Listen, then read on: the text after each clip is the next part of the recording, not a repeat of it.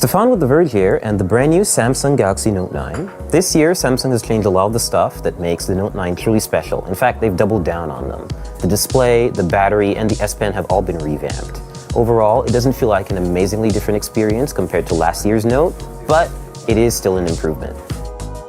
It's an evolution more than a reinvention, but this could end up being the Galaxy Note that fans of the line have always wanted. The Note 9 looks almost identical to last year's model, except the fingerprint sensor around the back is now below the camera and easier to reach. It comes in blue and pink, and if you get the blue model, it comes with a bright yellow stylus. It has an ever so slightly larger screen than last year's Note 8. 6.4 inches versus 6.3 inches. Everything else is the same. So there's a headphone jack, water resistance, wireless charging, USB-C, and of course, a Bixby button. The more substantial changes to the Note 9 are elsewhere, starting with the largest battery that's ever been in a Note phone.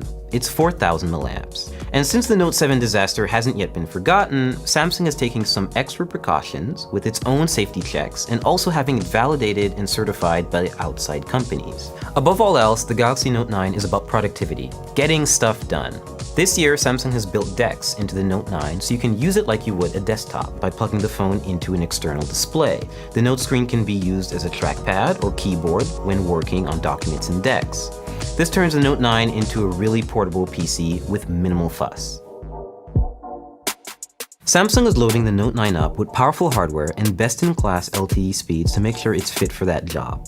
There will be two models of the phone, a 128GB storage option with 6GB of RAM, and the top-end 512GB version with 8GB of RAM. That much memory should make the Note 9 a true multitasking champ. The Note 9 runs on the Snapdragon 845 processor, but Samsung says it has made improvements to the GPU.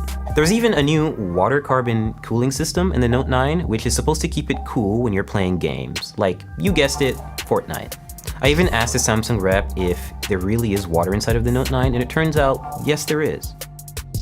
The rear camera is pulled right from the Galaxy S9 Plus and has the same dual aperture capabilities with a secondary lens for portrait shots. New this year is AI-powered scene recognition. The Note 9 will try to automatically detect what your subject is and adjust things like contrast, saturation, and white balance without you having to do any of it yourself. The camera will also alert you if a shot was blurry or if someone blinked. This type of thing doesn't fare so well in other phones, so we're gonna have to figure out if Samsung's implementation is any better. You can always turn it off and stick to the manual or auto modes if you prefer. And because this is a Samsung Galaxy Note, of course there's an S Pen, which now has Bluetooth Low Energy built in. Bluetooth gives Samsung's stylus new functionality. Its button can act as a remote camera shutter, a presentation clicker, or control your music. By default, pressing and holding that button opens the camera, but you can customize it to open any app you want.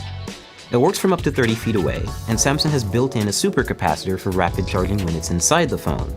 You should never have to worry about the S Pen's battery life.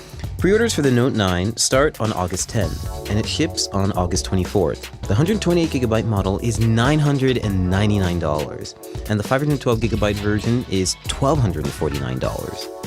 But Samsung is cramming everything it can into the Note 9 to make it feel super powered and super productive. So overall, the Note 9 definitely is an improvement over last year, but it's going to take a full review and living with it to really figure out if it lives up to the hype and if it's worth the upgrade. Don't forget to like and subscribe, and stay tuned to the youtube.com/The Verge. And don't forget to stay tuned. Oh my God, Stefan. It hurts inside. It hurts inside. You're killing it.